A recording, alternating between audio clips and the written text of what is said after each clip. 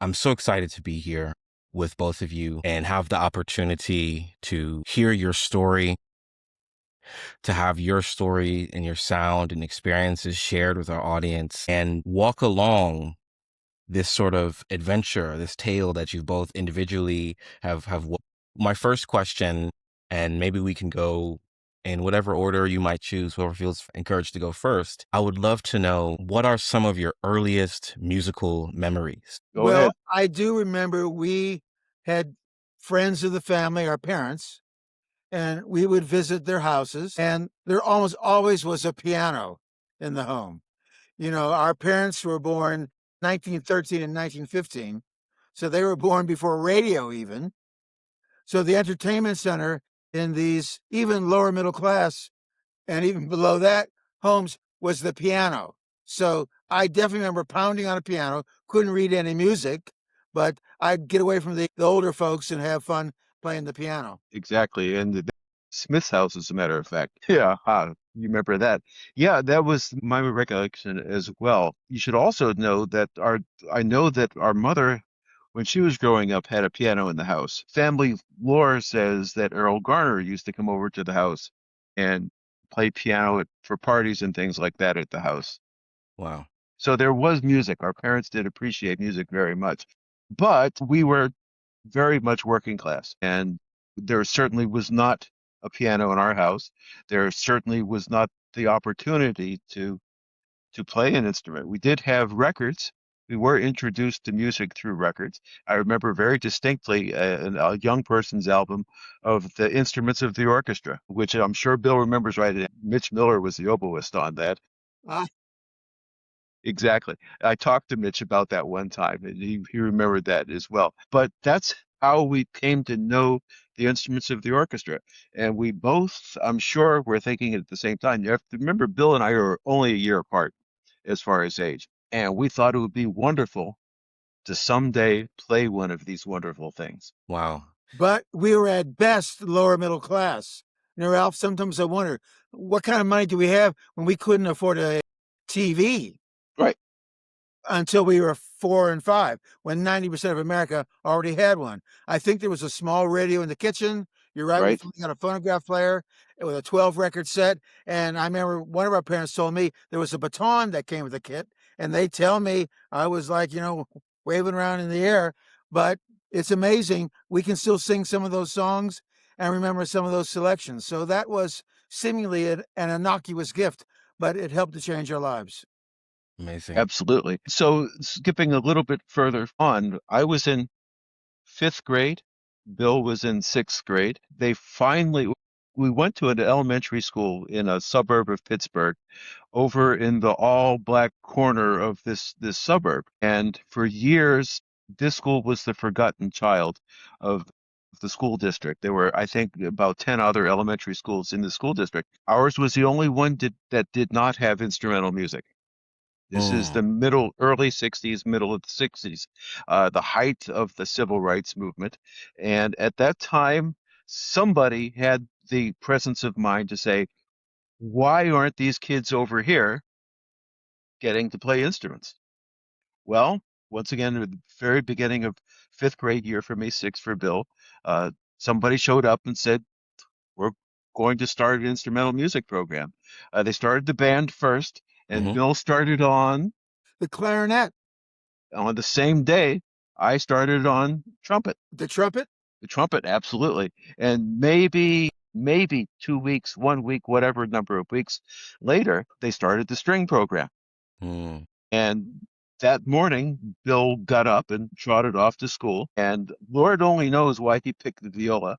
I'll tell you why. I didn't know what a viola was. Okay, yeah. And it And tied into what mom told me. If you have an option of projects, always pick the most difficult one. So to challenge you, I guess that's what she meant. So I didn't know what a viola was. Sounds like a challenge. it Hmm. led to a lifetime of viola jokes, right? Yeah. Well, anyway, that morning I slept in. I missed going in, and by the time I was woken, and told to get out of bed and get up to the school, the only instrument left was the cello. No. Mm. And however, The person, the teacher of this class, who you'll hear about later, Eugene Reichenfeld, Hmm. said, looked down at me, at the little boy, and said, "Little boy, let me see your hand." So I went like this, and he said, "Cello." Wow. Just like that. Yeah, yeah. I still very, very much remember him handing the cello to me. And I have to skip about 45 years later on. I was with the Cleveland Orchestra on tour, and we happened to be in China. Hmm. And we took a side trip one day out of Beijing to the Great Wall of China. And as I was standing on the Great Wall of China, on the other side of the world from Pittsburgh, Pennsylvania, I had a flashback moment to the man handing me the cello for the first time. And it was Mm. as just like as if the man was standing right next to me. This person, Eugene Reichenfeld, was the reason that Bill and I are musicians. And he was a Jewish gentleman, well known in the Pittsburgh area. He was the conductor of at least two civic orchestras. And so I saw him conduct and somehow had the idea, as his viola student eventually, of maybe, even though I was terribly introverted and shy, trying to conduct. So it was just wonderful chain of coincidences that led me to a viola teacher who was also a conductor, who thought maybe I had a spark in me. Mm. And one day he said, "I want you to conduct one of my orchestras in a rehearsal." And I said, "But I don't know how to conduct." And he said, "Conductors are born and not made." Wow. I know what that means now, right? Right, Hmm. Ralph? Because Absolutely. you can find them the genius pianist, but he'll never do what I did in 6 months. So I went home to my parents. I said to Dad, "I'm going to conduct." He said, "You can't conduct." I said, "I know that, but he's going to put me on the podium." And Dad said, "Well, that's the way he learned how to swim." His dad Mm. threw him in the YMCA pool and said, "Swim, boy." Hmm. And so I conducted this rehearsal. And all I can remember from it was I couldn't stop smiling at the end. It was my light bulb over the head moment. Wow. And was that age 14, 15? How old were you at that point? That would have been 14. Amazing. I think about what it must have been like to know, hey, we can't afford a TV, or maybe we only have one radio, but I still want to do this. I still want to play. Talk to me a little bit about what it meant to dream, to think about, to imagine playing an instrument, in that sort of desire that you had as you were really getting into being musicians. Oh, that's a very complicated question, isn't it? Hmm. It gets right down to the inner makings of a person, just the joy of making a sound. The first moment you touch the instrument and you've made a sound, as scratchy or horrible as it may be. And I remember Bill squeaking on the clarinet for a couple of weeks before he got a sound out of the thing. But just the sensation of making a sound. And then the next week, the sound is a little bit better. And the week after that, it's still, and that's the whole nature of what we do. It's this constant learning process. And it's fun. Bottom line, it's incredibly fun to play an instrument. They call it playing an instrument. They don't call it working an That's instrument. funny. Yeah. Amen. So as you work harder, practice more, you get better. You get strokes from getting better. People say, "Hey, you're really improving. Hey, really sounds good," which feeds your ego a little bit more. You work a little bit harder, things get easier, you get better, and it keeps rolling like that. And it's a process that hopefully never ends. You're just Hmm. constantly learning, improving, discovering. That's why I still practice all the time because I just love the process working of learning how to do something better, even if it's that minuscule toothpick size bit of progress you've made for the day, but it's progress. Yes, And definitely. David, I had two light bulb over the head moments. One was, and I think it was middle school. So that would have been ninth grade, when it's torturous to play an instrument, as you remember. But then you finally have enough facility. And all of a sudden, one day in middle school, I said, "Wait a minute, I can express my emotions Mm. with these tones." No one told me that. I had never thought of it, but now had enough technique to have fun with it, to express myself. The other was, Ralph, we were in the Wilkinsburg Junior Civic Symphony, and we were playing the March of the Meistersingers by Wagner. Yeah. Yeah, okay, right. that 2-page arrangement. And so all of a sudden, I'm having literally, for the first and only time in my life, an out-of-body experience. I'm soaring around the room. So you don't forget that. If it had happened in math class or me in gym class, my life would have had a different direction. But you don't forget that calling, that annunciation moment that tells you, wow, this is your bliss. So from that point on, I just dived into it. And Reichenfeld gave me books and orchestral scores. And finally, he let me conduct his adult orchestra. I made my debut at age 15, conducting an adult orchestra. Now, I've never known a 15-year-old that I would let conduct a paying audience, but who knows why there was a certain facility. And mainly, I've been able to be a conductor for this reason only. I'm always the minister of music. I don't care about myself. I'm there to promote the music and to make sure it sounds as great as it is.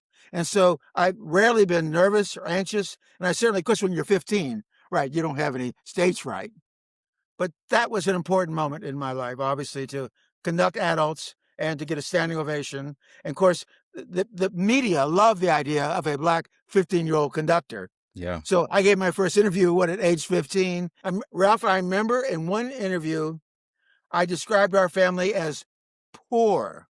Yeah, our parents didn't like that. No, Mom went nuts. And as I recall, she never confronted me. I think you remember some of this. She would tell you or Dad, you tell Billy, but I heard I shouldn't have called our family poor. But heck, I'm saying we don't have much of anything. Yeah. Yeah. One thing that I keep coming down to is that even though I myself was making tremendous progress on the cello, I was playing a school-owned instrument until I was 16 years old. It wasn't until we got to that point where we managed to scratch together enough money, a couple $100 really, to buy an instrument. I was borrowing instruments from my teacher, from the school, from whomever or wherever, in order to do this thing that was clear that I loved and was making progress on. Bill talked about those light bulb moments. For me, and Bill will remember this, we were doing our youth orchestra. We were both members of the Pittsburgh Youth Symphony, and we were doing a performance of the Brahms Requiem. And I'm sure it wasn't a very great performance, but during that concert, I thought to myself, this is what I want to do. I can't imagine doing anything else besides this. And it's still one of my absolute favorite pieces. And I still have those moments whenever we get to the points that moved me. And it moves me still. And I realize that, yeah, I made the right choice at age 14. Wow. Yeah. And I remember we were on tour with the American Youth Symphony, the first Perrys to go to Europe. We were with the American Youth Symphony, where I guess ages were what, Ralph? 14 to 18? 18. Okay. And one of the conductors wasn't so good, but there was one conductor that was not a technical virtuoso, but he loved music, and that was James Patterson. And every concert on the tour had the Brahms Academic Festival Overture. And oh my gosh, I can still remember. I still have tears when I think of a viola section on the 3rd page that I live for each night. So again, if this had happened for me reading Moby Dick, my life would have had a different direction. And we were both making this journey at exactly the same time. Yeah. And I'm sure that Bill's successes fed mine and vice versa. We were both aware of this. We were trying to play duets at home. I don't know if we should talk about that at all. Would love to hear about it. I would love to hear about it. The Christmas Carol moment. Well, we're reading from piano reductions of Christmas carols. And neither one of us, I mean, we're still very much young, very young students. We couldn't read clefs at all. You know? And so Bill was probably playing, he could play alto clef. I could play bass clef. But we're trying to play these piano parts and obviously playing in different keys. Right. But we thought it sounded terrific at the Mom time. said something's off. Something's off. Gosh. I wish we had that recording. We recorded it. Yes, we did. I still have the tape downstairs someplace. Yeah. Come on now. But I don't have a reel-to-reel tape recorder. So okay, I'll buy you one. Lost over the ages, probably. Okay. Wow. Yeah, I'm sitting here having an amazing time because the whole reason that I got into classical music in the first place is because of my older brother, Ryan Norville. He's a flute player and he's about 4 years older than me. And everything he did as a child, I wanted to do, and I wanted to do better. And so we had this amazing dynamic of he blazed a trail, and I was able to figure out how to walk in rhythm with him or diverge and do my own thing. I would love to hear about if there were any moments for you where you, as you developed together, started to realize, one brother does this, the other brother does this, and these are our respective paths. These are our respective directions that we want to go. Was there any moments that felt that way, or did not really think about it that way? Well, they say those that play tennis, and Ralph, you play tennis, Mm-hmm. it's most fun when you're playing with someone that's good. Mm-hmm. And Ralph was so good at everything he did that, of course, I wanted to keep up with that. I remember my parents told me, they just said that you got the highest IQ score in the history of Lincoln Park Elementary School, the same as Obama's. I'm not a genius. And then next year, this rascal beat me out by 2 points. And his grades were better. So that, I don't think, Ralph, I don't think there was any nasty competitiveness. Never. Yeah. I was look, you hear stories about big brothers being awful and all that. I respected Ralph. You couldn't Mhm. help but respect him. He still Yeah. beat me up. That's what Man, he says. It's wrong. You sure you still want two brothers on the? I love it. And mom and dad said the problem is, they were told by child psychologists, if the boys are born a year close to each other, there's going to be some nastiness, some competitiveness. But that didn't happen with us. Like I said, he always got better grades. He was a better cello player than I was a viola player. But after a while, I was so in love with the idea of conducting. And another out-of-body experience was I knew Beethoven's Fifth somewhat by the time I was 15. And then one day on KDKA-FM, I heard Otto Klemperer do Beethoven's Fifth. And I got mad because this was incredibly great and noble and majestic, all those other, pretentious words. But I said, no, I want to be the person that can make the music as great as possible. So for me, very seriously, it's always been an act of service from that moment. Yeah. And one of the things that really always excited me about music was the community of music itself. As we joined the Pittsburgh Youth Symphony, which was a very, very high level youth orchestra, a whole new world opened. I still get shivers thinking about our first moments of playing in that Peer Gynt second suite, first suite, whichever it was. Second suite. Thank you very much. But it's still the feeling of finally feeling as if I belong somewhere, being someplace where people around me have the same interests, are doing it for the same reasons, are excited about this community of music making. And as you know, the act of chamber music, orchestral playing, whatever, is life-changing. Though that you're making music and communicating using no words. Yeah. Very true. David, we grew up, you may have already said, Ralph, in an all-black community, and the school was an all-black elementary school. And then we were bused to a junior high school, Seneca Junior High School. Mind you, these were the children of a white flight community. Okay. And there was terrible racial feelings bubbling beneath the surface. Finally, in my senior year, there was a race riot in the high school. So I don't remember, mind you, I'm introverted and shy anyway, but I remember on the bus, we were so scared going from an all-black school to virtually an all-white school. So fitting in, look, we as intellectuals, I didn't fit in. And again, do I like that word intellectuals? No. But can we use Du Bois's term, the talented 10th? No, that's also offensive. But in the Pittsburgh Youth Symphony, a lot of the kids were Jewish, and they had another kind of sense about being a minority. So we bonded with those kids really well, and they became lifelong friends, some of them. So you find your peeps, your tribe, in the debating society or the football team or whatever. Ours, we felt we belonged to something, was the Pittsburgh Youth Symphony. Wow. There's so much here.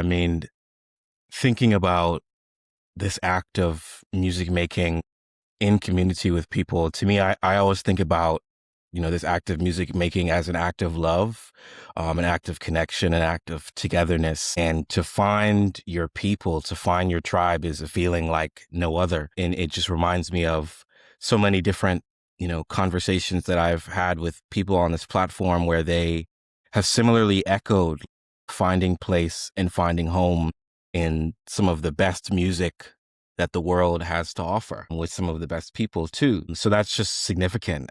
I want to move forward a little bit and ask a question that I frequently ask to my guests. Throughout your career, what stands out? Let's say now moving forward, professional career. So maybe it could be including college or just like beginning of your professional career onward. But I'm wondering, what are some of your most significant musical memories? Like, what are some of the things that like you think back and you think, wow, that's a performance that I would love to relive once again. That's a performance that everybody should experience. What comes to mind when I bring that up?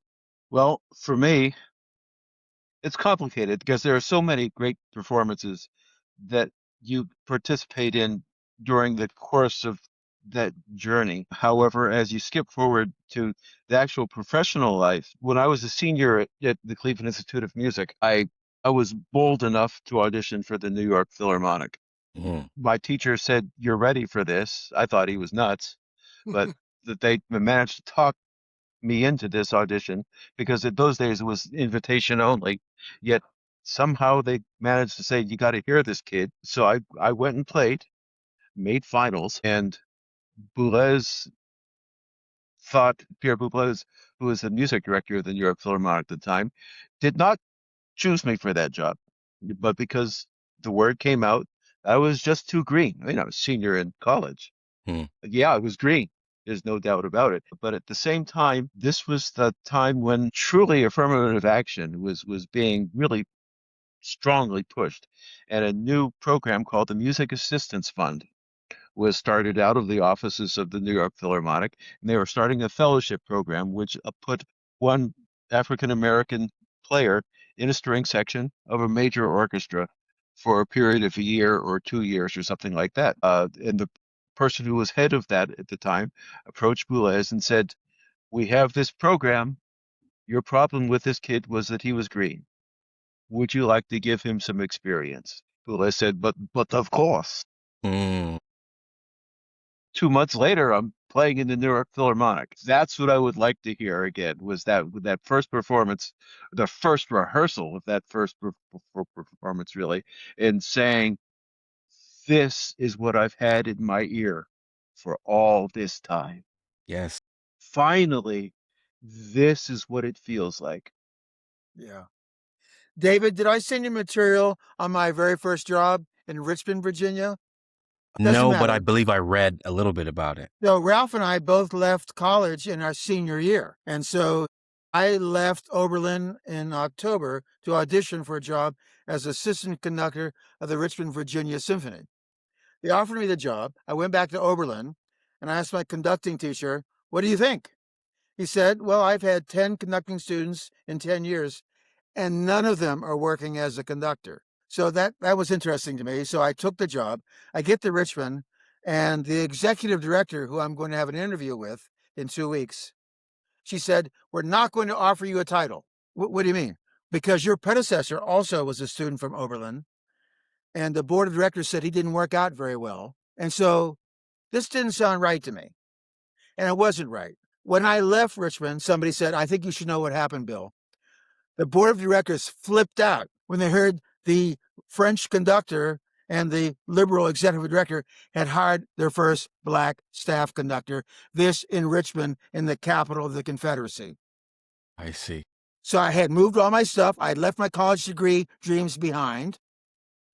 And I was conducting the chamber orchestra. They never let me near the big orchestra. Then, at the end of the season, the conductor, who I really loved, a very gracious fellow, Jacques Utman, still alive, was conducting the dress rehearsal on a Sunday night of Beethoven Symphony No. 9.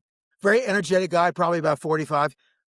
He always stood, but on this rehearsal, he was seated. And I went home that night around 10 o'clock. And I said, "Well, he looked okay. Didn't look like he was sick.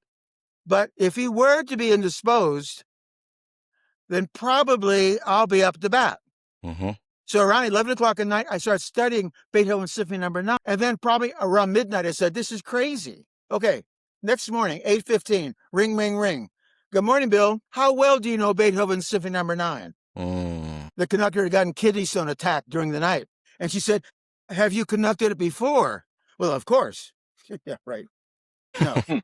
So again, I found out years later, the board of directors, no way in hell was going to let me conduct. So among other options was the music director of the National Symphony in Washington, D.C., which is only a 2-hour drive away. And somehow they got his phone number in the middle of the night, woke him up, Maestro Dorati, Beethoven 9, no time for a rehearsal. You've done the piece. Please conduct it. And he said, well, do you have an assistant conductor? And they said, well, yeah. And he said, well, let him conduct. I hung up on him. So you'll be conducting the Beethoven Symphony, the greatest symphony ever written, without a rehearsal at age 21. And then she said, and by the way, we have to tell the media something about you. So we're giving you the title of assistant conductor. So when you're 21, you're like Siegfried. You have no fear. I had no fear at all. And mind you, I had been playing viola in the rehearsals. Mm-hmm. So I knew the tempi, I knew where he was in 4 and all that. And so the whole performance is like a dream. Everyone was pushing for me. And the next day, the reviews were like my mom wrote them from heaven. We lost our mom when I was 19 and Ralph was 18. So that was a big push. Nowadays, it'd be national news. But still, it did hit the East Coast. And that enabled me to get a job interview with the Baltimore Symphony. Yeah. There's a lot there again. And I always think about that thing about preparedness and opportunity. And you had instant, you had something about you where you said, I might do well to study Beethoven 9 tonight. And that moment came. How amazing. It makes me want to ask more about the race relations component of the work that we do and some of the experiences that you might have had. I mean, I think for Black orchestral musicians, there's this shared understanding of we go through what we go through, but many times it's worth it because of the music that we get to play. And there's nothing that's going to get in the way of our love for this genre and for this art form. And so I'm wondering, what are some of the experiences that you'd be comfortable sharing as it relates to how you came to understand how this whole race thing works in classical music? Did it ever get in the way of your confidence and things like that? Yeah. What can you share as it relates to that? Let me jump in there. Story that I think I heard correctly from you, that yes, you did get this internship with the York Philharmonic, but there were some people in the orchestra that weren't happy about that. Oh, yeah, absolutely. They had a meeting of the whole orchestra approximately a week or so before I arrived. And this was a pilot program. This had never happened anywhere before. And here they're going to be doing this. And there was an open orchestra meeting. I think it was actually the week that I joined the orchestra, Wednesday double rehearsals, and they had a rehearsal. They had a meeting in between the 2 rehearsals. And I was told, you might not want to be anywhere near there during this meeting. And I understand it was extremely heated, that a lot of members of the orchestra were extraordinarily upset that their orchestra, the New York Philharmonic, was being used as a training orchestra. We're not a training orchestra, we're professional musicians. It was only eased somewhat by the reality that I had been a finalist 2 months earlier. Had shown that I was qualified enough to play in the orchestra, and it didn't take long to prove that to the other cellists in the orchestra there. But that was the kind of thing that was thrown up at the time.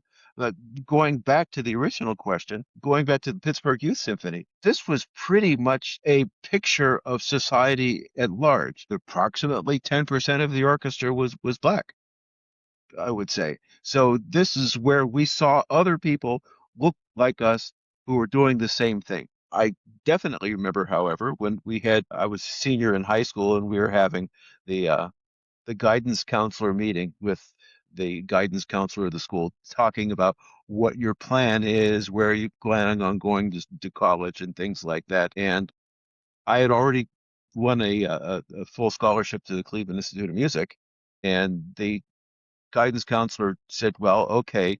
He said, what is it you want to do with that music degree? And I said, I'm going to play in a major orchestra somewhere. And he said, there aren't many of your kind in a major orchestra. Jeez. And I said, well, in the Pittsburgh Symphony, there are two. I Mm, said, there's Paul Ross and Patricia Prattis Jennings. hmm I knew that they were there. They were my role models to prove that this was possible. And he said, the guidance counselor said, yeah, well, but you have to be really good to get in one of those. And I said, I am really good. Come on. And that was the way I approached things, is that our parents always hammered at us, you got to be better than everyone. This was almost a mantra of the family. Don't be good, be the best. And so this was what I expected of myself. And so that's the chip I carried on my shoulder all the way through college. Mm, Go ahead, try to knock me off the perch. And quite honestly, people couldn't. So when you have that kind of confidence coming from inside, it really doesn't matter what people are even thinking or intimating about you. You just go ahead and do it and prove it with your acts. And David, I was oblivious to even the possibility of a glass ceiling because mm, everything for me was rising and, the civil rights era was over. And then Lauren Mazel, who hired Ralph to be in the Cleveland Orchestra, said, you need management. I'll send you to Harold Shaw, who was then the manager of Vladimir Horowitz. hmm Within 2 minutes, Harold Shaw, in his lovely place in Manhattan, said, I can't do anything with a black conductor. That was the very first time I had even considered there might be a problem. Now I'm in the journey of writing my memoirs. And a lot of my life I've had to try to forget. But there's always, of course, minority paranoia hmm and majority obliviousness. But I don't have to make up stories. The Jacksonville, Mississippi Symphony were on the verge of hiring me. And then the board said, we can't do fundraising with a black music director. mm, And then the executive director resigned in protest. I was interim music director of the New Orleans Symphony 91. The brochures had already been distributed. Then the board said, we can't have good fundraising with a black music director. My manager at the time, the late Ken Wentworth, said, well, Bill, you've got a lawsuit here, but you'll never work in this business again. So what happens to your self-esteem? What happens to your confidence? Some of this I just had to put blinders on, but some of it, for instance, this thing about having to be twice as good as the white person. Okay, that's a double-edged sword because that helps you cut your way through the world. But sometimes you feel extremely resentful. I can speak for myself. Why do I have to be twice as good? yeah. Why can't y'all get it together and I be just equal? It's painful. It's ignorant. It's all of these things. And I sit here and feel the pain. It's hard to hear, but it's not the first time that we're hearing these types of stories. And unfortunately, it won't be the last time. So I hear you, and I can see and attest to the level of strength and fortitude that you both had to continue on regardless. That's power. That's true power. And one of the things I'm going to take from this conversation today is you know what? I don't think I'm going to let anyone knock me off my perch. There you are. I'm not gonna do that. I'm gonna stand by my reads. I'm going to stand by some of my interpretations and, of course, listen to my teachers and all the things like that. But the naysaying and the negative, non-constructive conversation, I won't listen to. I want to talk a little bit about some of the ways that you've seen maybe progress or change as it relates to race, blackness, inclusivity in our world. What are some of the ways that you've participated in change, as whether it's community engagement or a protest or things of that nature? I'm just wondering about, what some of the things that you've maybe witnessed or seen through your career that, represents change. You have to remember that we are of the in-between generation. We were not the firsts. We were the seconds who came through. I was fortunate enough to to know Donald White very, very well. Now, Don White was a cellist in the Cleveland Orchestra. He was the first black member of one of the big five orchestras. And Don and I got to be, he happened to play cello. Only occasionally did we sit together, but we did spend some time together, and it was always very quiet the way we discussed things. And Mm, I remember asking Don, Don, what was it like? What was it like? yeah. And he kind of said, man, he said it was really bad sometimes. That there are people in the orchestra who wouldn't talk to me. My first Southern tour with the orchestra was historic because George Sell, who was music director of the orchestra at the time, the orchestra was playing. I've forgotten what auditorium in the South, and Don came to the stage door, and they wouldn't let him in. No blacks allowed in here. They immediately the chair president of the orchestra, the general manager of the orchestra, and Sell got together, and Sell said, if he doesn't play, there will be no concert. So I got to know Don. So I joined the orchestra in 1978. Don had joined the orchestra in 56 or something like that. Now there's two, and it stayed two for, oh, good Lord, how long? 30 some years, perhaps. Then we hired a black violist in the Hmm. orchestra, Alicia Nelson, who was a Yeah. terrific, terrific player. Yeah. And then recently we hired Effendi Yusuf, who was Hmm. our principal clarinetist. However, we are talking about a 45-year career at this point, and we've only increased it by a couple. Change is glacial. Mm, Sometimes it doesn't even happen at all in some places, but no one ever said this is going to be fast, but it mm, has happened somewhere. And yeah. Ralph, you said something very important about when we were born. We were the second generation of people trying to break into classical music. I call our generation the assimilationist generation. We were Mm, told if you are good enough, you can join the inner circle. But then the Afrocentric movement, if you want to call it that, kicked in the late 60s. And for some people, for us to embrace Beethoven was to be a sellout. mm, And I think, Ralph, you had some issues with that in high school. Kids can be cruel. So this wasn't something that concerned me. I mean, there was no Bill Curry. mm, There was a William Henry Curry, the musician. I was focused like a laser beam on conducting. And for me, I wrote in a eighth grade report in school, what do you want to be when you grow up? And I said, I want to be Leonard Bernstein. What I meant was, in his book, The Joy of Music, he said he wanted to compose, conduct, write poetry, teach, be an author. I don't know why I found that to be really attractive, mhm, but because I love music so much, I was curious about it all. If you were to visit my home, you'd see some 10,000 books. And I have read these books. yeah. The curiosity gene is what Bernstein says sets you apart from certain people.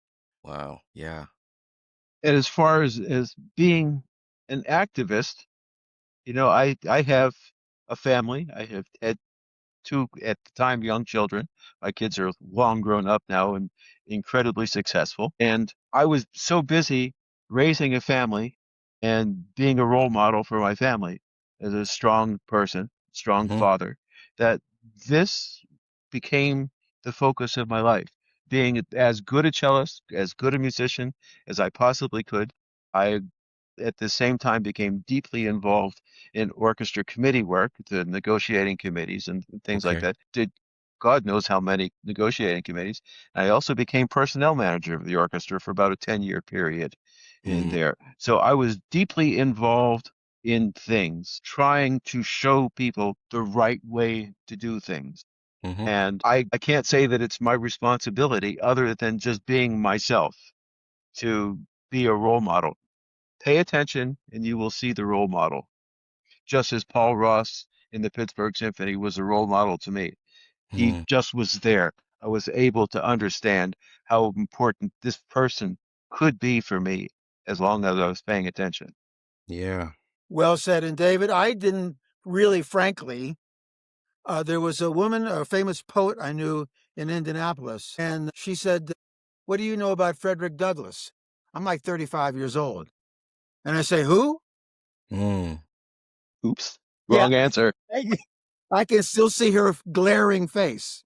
Okay. I am William Henry Curry, the musician. Then I get a job in New Orleans. I had never seen Deep South racism. Yeah. That blew my ever loving mind. Yeah. I knew a white University of New Orleans professor. I said, "Can I take you to lunch? And I want you to tell me some things." And we got to lunch. I said, "Why do these white people hate the blacks so much?" He said, "Do you want the short answer or the long answer?" Mm-hmm. I'll give the short answer. He said, "The whites really hate the blacks. Let's eat." Yeah. It was a different kind of thing. It was a different kind of thing entirely. So all of a sudden, I become a researcher of Reconstruction. Ralph, I visited your home 30 years ago, and I saw several books on Reconstruction. And I never asked you why they were there, but I know why they were there. We both were asking in 1963 and 1964, excuse me, the Emancipation Proclamation was 100 years ago. Why did we still have to see colored and white drinking fountains? Why was interracial marriage still banned in about 16 states? Yeah. Right. Why? You see, for us, it was not an option. For white folks, it's an option if they're curious. But for, dare I say again, black intellectuals, for me, it's either find out the answer or become some kind of maniac. Mm-hmm. Yeah. I can say that Bill and I, in our time away from music, is very interesting. It's something when Bill and I talk, it tends to be about reminiscing about family or current events or music, those three Mm-hmm. things. However, in our time away from music, we both have read a great deal.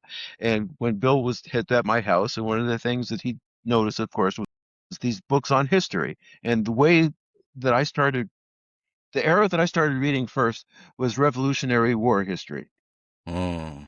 And because I was trying to figure out how these words in all these incredible documents could have been so perverted and distorted Yeah. by the behavior of the people who wrote these words. I couldn't understand it. It's something I still don't understand. And Bill alluded to it when he was talking about New Orleans. This was something that I just asked of myself, why why are we still doing this? I don't understand why this is still going on. Have we not proven our worth yet? Unfortunately, the phrase Black Lives Matter got totally distorted because the lack of one word. Black Lives Matter too. Mm-hmm. That's really what it is. The biggest complaint has been all this time is that we're not just dirt under your feet. We matter as much as you two. Black Lives Matter too. Yeah. David, Ralph, you just mentioned these sacred words, that we were supposed to be living by, and justice for all. You might remember the infamous Pledge of Allegiance scandal at Lincoln Park Elementary School. We had gone to Gettysburg, the Smithsonian. We had been to Mount Vernon, where our father was given a racial slur. Mm. I can tell it briefly. We were at Mount Vernon, and it was a tour. And then we passed the slave cabins, and our dad had a sense of humor, and you couldn't go in, but you could look in through a door. And he said, "Wow, they're living better than us." And a white man sat next to him, "And I wish you were still there." Whoa. So I didn't hear this, but I knew Dad shut down for the rest of the day. I said, "Mom, what's with Dad today?" And she told me what had happened. So when I went back to school after this experience, stand up and say the Pledge of Allegiance and justice, liberty, and justice for all. I wouldn't stand. I refused to stand. I was told you'll be thrown out of school. My mom said, "Stand, but just move your lips. You can curse if you want." Mm-hmm. So that was the beginning of my activist journey that was truncated and didn't reappear again until I was 40. Wow. Yeah, you never know how, for each Black person, how they step into their consciousness, how they step into that embodying of what their Blackness is. And yeah, I mean, I grew up at a time where, still, like, for me to love Brahms or to love Tchaikovsky was cozying up to the whites in an interesting way that people, you know, weren't so happy about. But yeah, I hear these stories and I just, and it's just so interesting to me. Well, one of the things that I find interesting about Bill himself is his incredible love affair with Wagner. And we all know Wagner was a very imperfect person. That's probably being as gentle as possible with the situation. And yet it is possible to hate the sin but love the sinner. And therein lies part of the problem, is that a lot of these people, the music we play, had of course no idea that a black person may exist, even though Beethoven wrote the Kreutzer Sonata for a black violinist. But this is the cross we do have to bear. Mm, The love we have for this music makes it worth it because it's about the music. It's about the music. yeah. Yes. And David, like I said, I'm writing my memoirs, so I'm forced to return to the scene of the crimes and the triumphs. Yeah. And I feel like I'm on a mountain now and I can survey my whole life with objectivity. Hmm. And as James Baldwin said, if you enter a profession as a calling, an enunciation, eventually you will find out the dark side. Yeah. And that's a shattering moment. I've always known this country disliked its American conductors, but there is no American conductor of the top 20 or 30 orchestras as music director. And as John Mauceri said in his memoirs, he was told once, you're by far the most qualified for the job, but we really want the accent. Hmm. Hmm. So Mm, I have to wonder whether I want to give whatever is remaining to me in my life to a group, a whole world in a sense, that discriminates against American conductors who lack the accent. The people that hire these people, these carpetbaggers, oh, I did say it, didn't I? Are board of directors people, and they know the audience. Look, we're little in Williamsport, and our conductor's from Yugoslavia. Isn't that wonderful? Look, I decided 5 years ago I want to die a person of integrity. I started to be a musician of integrity for sure in the middle East. So I satisfied that urge. But so as I look at this profession that is discriminating against me, not only as a black person, but an American, I'm through with it. What I really want to do is join with you and other black organizations and help the black youth, because this era, we're going to see this era continue for a few more years. I guess a whole generation. So guess what? As mom used to say when I was complaining, then do something about it. And so I want to help those that are the most vulnerable right now. And the ones I love the most are black classical players by any means necessary. that's a word. Yeah. That brings me to one of the last questions that I was going to ask. And basically, it's a question about a word of advice or values for the upcoming generation. What are some words or principles that you like to live by that you want to impart onto the up and coming generation? Well, as the performing side of the actual hands-on performing instrumentalist of the two of us, my advice has always been do the work, do the work, in that you have to practice. I'm sorry, you have to practice. You have to make reads. You have to do these things that you maybe you'd rather be reading, or maybe you'd rather be out taking a walk or hiking or something like that. But you have to pay attention to your craft. And that's the most important thing, is it's a decision to not practice. Hmm. It's a decision to go do something else. And I've always said that maybe that day that you didn't practice or you chose not to practice would be that day something would have happened. You would have changed something in your playing that was the light. Once again, we've been talking a lot about the light bulb moment. The light bulb sometimes happens, and if you didn't practice that day, you may have missed the light bulb. Mm, I And knew so a it's cellist that said he practiced always on Christmas Day too, because he figured no one else is practicing, so he's one day ahead of everyone. there you go. Got to do And the as work. we all know, young people are depressed in a way that our hearts ache for them. So as leaders, yes, we have to say positive things that we also believe are the truth. So one of my heroes is Franklin Delano Roosevelt, golden boy, beautiful, wealthy, he was going to be president. His uncle Theodore, of course, was president, the most popular president after Lincoln. And then one day around 35, he woke up, he would never walk again. How do you get from that moment to be governor of New York and the most important president of the 20th century? Optimism, and he refused to give up. And so when he delivered his final inaugural address, he knew he was dying. This is in 1945.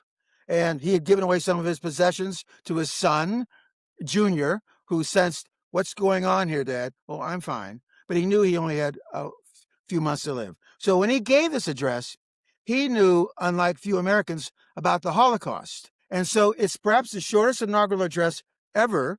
He certainly was too weak to deliver it in person. I don't know whether he did, but there's one passage I just love. And this is so personal, script writers. You can't tell me someone wrote this. I remember that my old schoolmaster, Dr. Peabody, said, in days that seemed to be then to be secure and untroubled, things in life will not always run smoothly. Sometimes we will be racing towards the heights.